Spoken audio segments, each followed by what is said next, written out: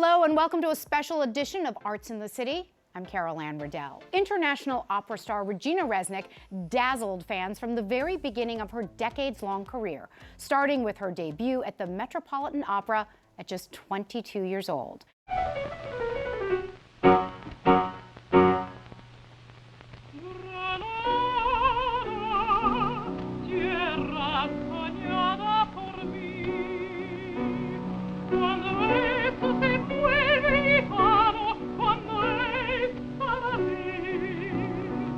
We are marking what would have been her 100th birthday with a celebration of her life and professional accomplishments.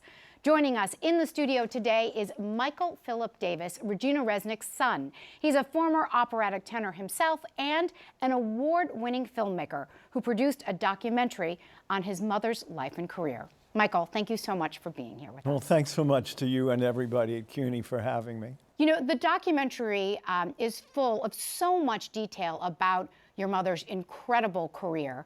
But before we watch it, let's talk a little bit about Regina Resnik as a person.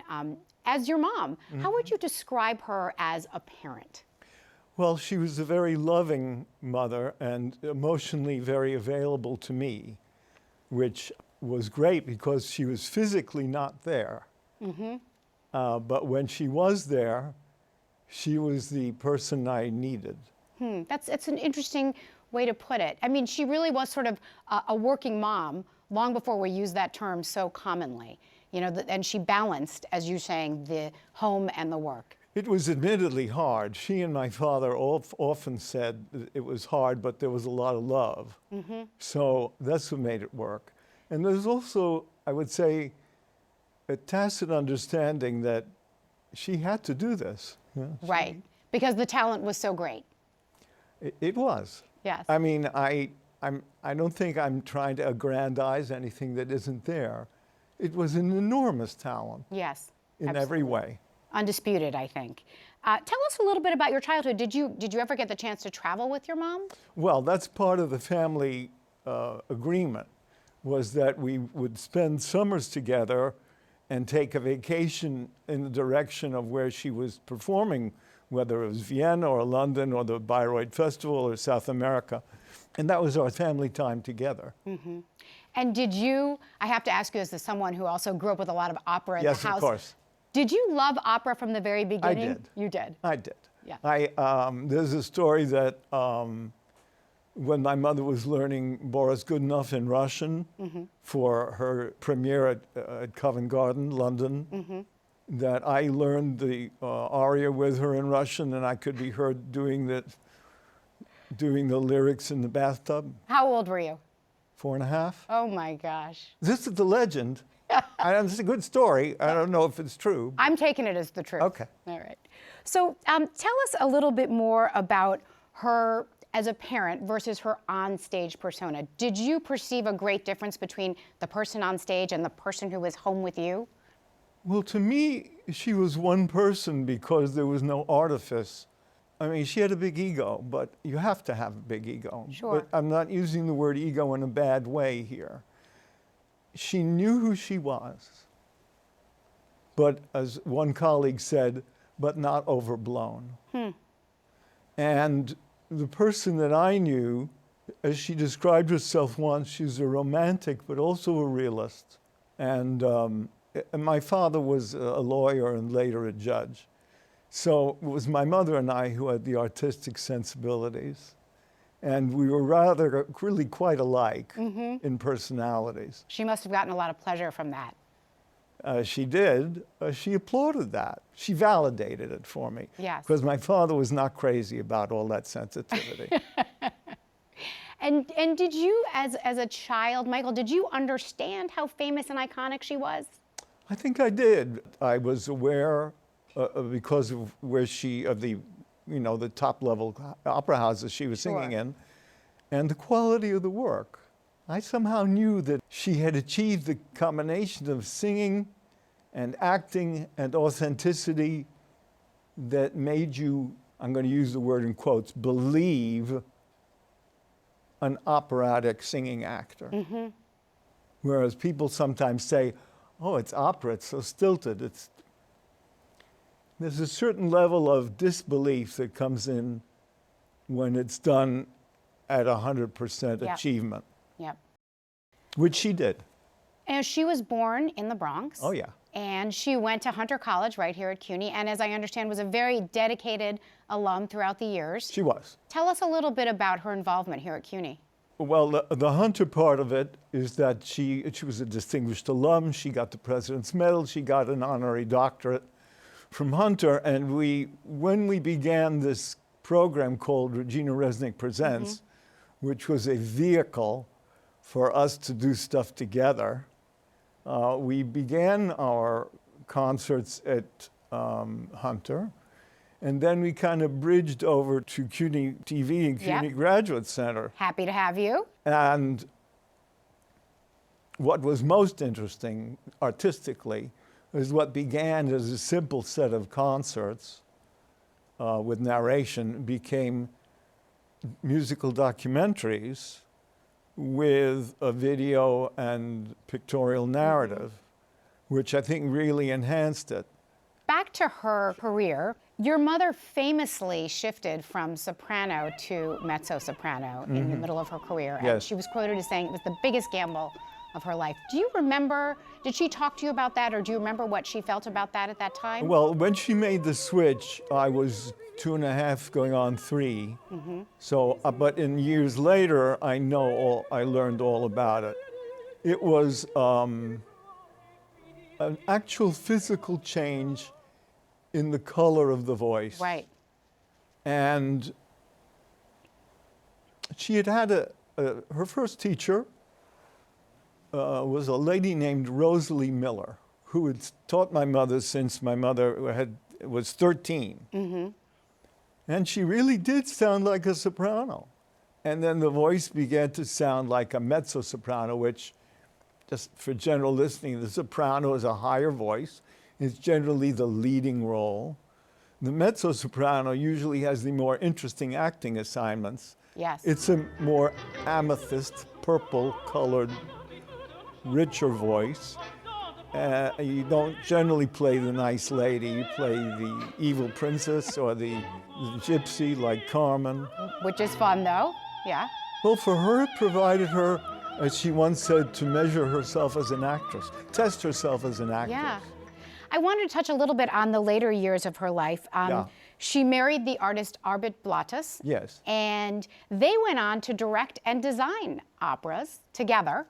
How did she feel about that chapter of her professional career and being a little more behind the scenes in that role? Well, as I think I mentioned, my mother had a great eye. Yes. And I think to morph over to directing was not a stretch. I see. She had, way back in '64, she had an idea about producing and directing her own production of Carmen. She brought the idea to New York City Opera, where it did not pan out. But at the point where she was beginning to cut back on her singing, and then she met the perfect collaborator in my stepfather, they were really soulmates in every way. It was... That's wonderful. He provided her the artistic understanding that my father could not. And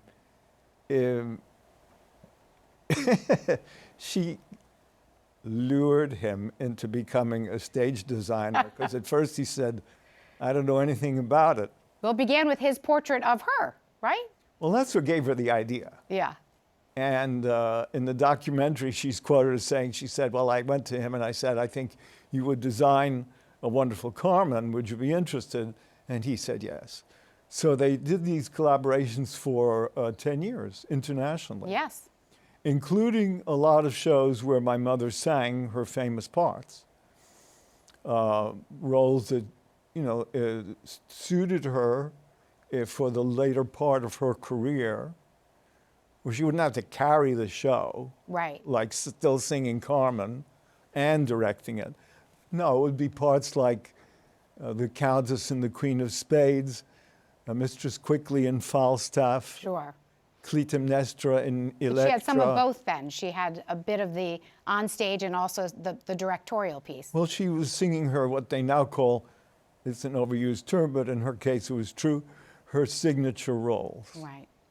She was also very dedicated to Jewish culture and causes. Can you tell us a little bit about that part of her life? This is really quite interesting. My mother and my uncle Jack grew up in an assimilated Jewish household in the Bronx. My grandparents were cut from it's never been said, but the sort of the leftist wing of Judaism. You didn't wear a beard, you didn't go to synagogue. My grandfather liked his bacon and eggs on Sunday. So my mother always sang and gave her services for Jewish causes, but then a key thing happened with Arbit Bladas. Arbit's mother died in the Stutthof concentration camp, and his father survived Dachau. I know.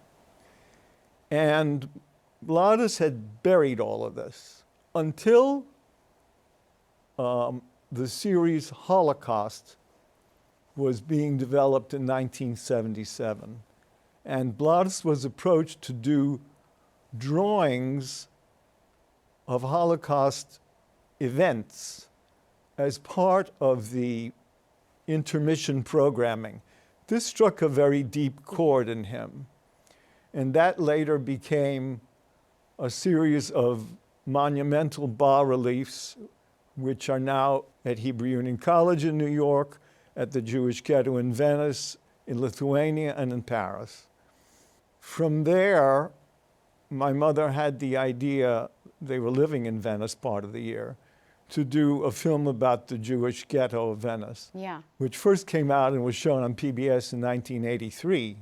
And when we began to produce together, it was suggested to us at that point that the 350th anniversary of the arrival of the first Jews in America was coming up. That was in 2004. And they said, well, why don't you do a program about that? And we did, but then we also found there was so much material that it became a 3-part series called Regina Resnik Presents Colors of the Diaspora. You were, in fact, a tenor yourself, an operatic tenor. I was. Did your mother inspire you? Did she coach you? How did you arrive at that? Well, I'll just digress for a moment. She was my inspiration, but she was not the trigger point. Okay. The trigger point was a rehearsal of the Mikado in my high school auditorium. And I was sitting in the dress rehearsal, and the students were doing the show, and I had one of those chorus line moments. I can do that. Yeah. And I went home and I said to my father, my mother was traveling, I said, I want to sing. And he said, wait till your mother gets home. And she wasn't thrilled either. I'm going to skip now. I was very hard to dissuade. So then when my parents saw I was not to be dissuaded, my mother prepared me for an audition at the Oberlin Conservatory of Music, and I got in. It took quite a while for me to get to the place where I wanted to be as a tenor. At that point, she was really able to help me technically and artistically, because at that point I was able to do what she wanted. I understand. And she was a teacher at other points in her career. What was she like as a teacher? Hard, but not mean. What a good distinction that is. She was tough because, well, she knew what she wanted. Yes. And she thought she could get the best from students, but not cruel. Very important. Yes, I agree with that. Very important. Now, Michael, you went on to become an award-winning filmmaker. You founded your production company with your mother. I think I have that right. That's correct. What was it like collaborating with her professionally that way? Very easy. Why? We thought alike. I see. My mother came up with the moniker Remi Arts Inc., which is Regina Michael Arts Inc. Okay. And it stuck. I like it. Well, we liked it too. Yeah. And it was a fodder for us because we could do what we wanted, basically. And we collaborated on the production, on the script, on the video collecting and editing. So that worked. We were in perfect sync with each other about that. You know, I remember hearing about your mother that she had had rheumatic fever as a child and that she had actually been encouraged by a doctor to sing to make her strong. She was, but only by one doctor. Only by one doctor. Dr. Pinky Schwartz. And was that somehow at the root of her singing, or had she always been a singer, even at that young age? Well, she got up in the assembly at age 8 and sang the Star-Spangled Banner. But all the doctors said, oh no, this girl is too fragile. She had an elevator pass at school. Yes. She was sent to a camp for cardiac children. And it was there, singing, where she was heard by the woman who became her patroness, Hilda Weil Struck, of a famous New York legal family. I think the singing did make her strong. It grew her lungs. She lived to be 90. Yes. She sang for 50 years. Pretty remarkable. For a girl who wasn't given it, you know, they said, oh, no, she's too, you know, she's not strong enough. Yeah. Well, she certainly turned out to be. She was. She was also very determined and very talented, and she had a lot of support. Were her parents supportive of her choice? Oh, also not at the beginning. Wow. It was after she got into the Met when I think they said, oh, she's onto something here. Well, look, they were Ukrainian refugees. They had fled the Russian Revolution. They loved music, but they, you know, from this you make a living, you know? Yes, I understand. So, Michael, for you, when you were singing professionally, was it hard at all to be the son of someone who had accomplished so much in that world? Yes, but not in the way you might expect. Tell me more.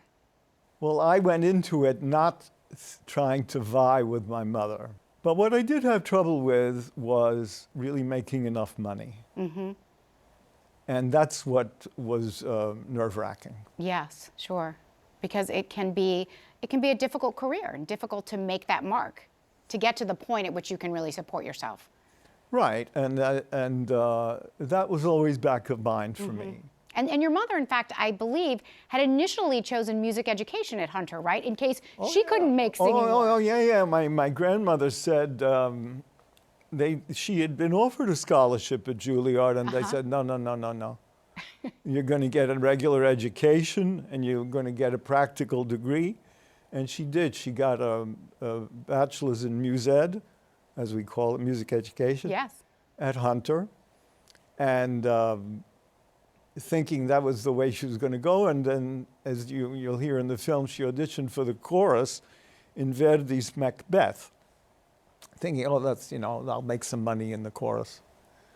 Instead, they heard a voice of such remarkable range and maturity that she was offered the understudy for Lady Macbeth. It was one of the hardest parts in the biz. And then the rest is history, because the leading lady had a big fight, and on my mother went. I love Regina to the rescue. Well, that was the first installment of Regina to the rescue. Because she became known as that in some ways, right? Yeah. She did. Yeah, because she would jump in and somehow be able to do it. Because she was always ready, and she was always ready because of her own talent, and also by dint of the fantastic training she had from the European refugee conductors and coaches. Yes. Some Jewish, but not all, who had fled the Nazis. You know, Michael, in producing the documentary that you made about your mother, I wondered as I watched it what that was like for you. Was it overwhelming? Was it comforting to hear people talking about your mom? What was that experience like? Well, the artistic part of the experience and the emotional part of the experience were very good. The stress part of the experience was rights, licenses, and getting the funding. You know, all the logistics stuff. So people often think, oh, it must have been so emotional for you and your mother had just died. No, not at all. It felt like the most natural thing in the world. I was very close to the material. I knew where the treasures were buried. I mean, I knew about the home movies. I knew about, I knew about the audio that people had never heard. Yeah, no one better to do this than you. I was the only person to do it. That's right, you were the only person. So Michael, as part of the documentary on your mother, you did an interview with Denise Graves, one of the world's most well-known vocal stars, and we have the good fortune to share parts of that interview never seen before. So we are going to go to that now. She was the master of all of it. Incredible skill, beautiful technique, beautiful sound, wonderful command of the language, beautiful command on stage, wonderful, incredible, intricate nuances with the singing voice that showed so much of the personality and the characterization of the role that she was portraying. And it just doesn't get better than that. So we went to the greatest, to learn. And we are all the richer for it. And the profession itself is all the richer for it, because as we continue to learn and continue to grow and continue to look at a great master like that of Regina Resnik, it continues to keep this level raised and sets a standard for everyone else. So we owe her a great debt, and the industry itself owes her a great debt. When I would see her in Carmen and with the cigarette there in her mouth, I felt that she was so incredibly dangerous. I felt like this was a woman that you didn't want to get on her bad side and cross her, but she created this fantastic kind of ambiance around her music making as a singing actress.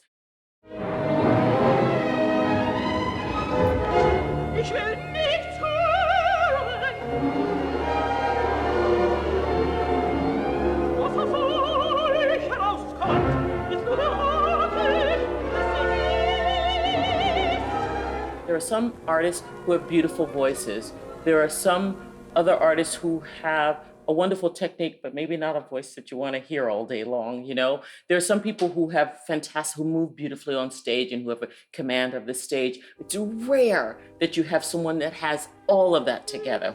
But I found so much incredible femininity and flirtiness and nuance in the way that also she would caress a tone with such beauty. And that it was absolutely intentional. And the characterization of that particular personality was also in the voice. I know that, yes, of course, she's had this incredible range as a singing artist, from soprano repertoire, beautifully mezzo-soprano repertoire, but also her work as a stage director, tremendously impressive. Also her work as a voice teacher and a vocal coach and adjudicator. And then later, her transition later in the 80s to musical theater, which was every bit as wonderful and as spectacular as her earlier work. And what artist can we say that about? For 5 decades of making and creating art in every aspect. In the castle of the king of the Belgians, when things got rather touchy, deeded me a duchy. Liaisons, what's happened to them? Liaisons today. Untidy, take my daughter, I taught her, I tried my best to point the way. I don't think she just raised the bar. I think she made it impossible to reach, actually. Wow, Denise Graves, that must have been very exciting. It was very exciting for a lot of reasons. She's very accessible, and she's a very generous person in every way. And I said, can I interview you? Then we did do the interview, but upon hearing how great her voice sounded in the interview, right, I had a different idea. Let her be the narrator of the film. Yes. So she was a great narrator. Oh my God, what a pro she was. Then we still had this great footage of her, and she's gorgeous. Yes. She's compelling. Sure. And she's just, extremely positive. Well, so lucky for us that we were able to have some of that and share some of that. Yeah, well, I thought it would be a perfect fit because we had never used it, and Denise did have this great respect for my mother, apparently, as she once said to me, well, she's the one we all listen to. Yes, yes. There is so much that we know about your mother because of this remarkable career. What is one thing you would like people to know that perhaps we're not aware of, Michael? Well, she was a regular girl. I love that. You know, we would do one of our concerts or a performance, and then she was happiest going to a diner and having, well, not bacon and eggs, because she was having turkey bacon at that point, and a beer. Yeah, yeah.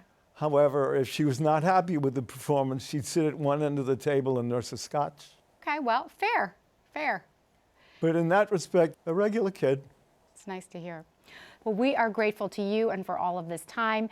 So thank you so much, Michael. Thank you so much, Carol Ann. It's been just a delight being here. It has been, for me too. And if you'd like to learn more about Regina Resnik's incredible career and celebrate her 100th birthday, you can check out the upcoming exhibit about Regina Resnik at the New York Public Library for the Performing Arts at Lincoln Center, opening this fall. That is our show for today. Thanks so much for joining us. A quick reminder to check us out on social media. We'd love to hear from you. I'm Carol Anne Riddell. We'll see you next time on Arts in the City.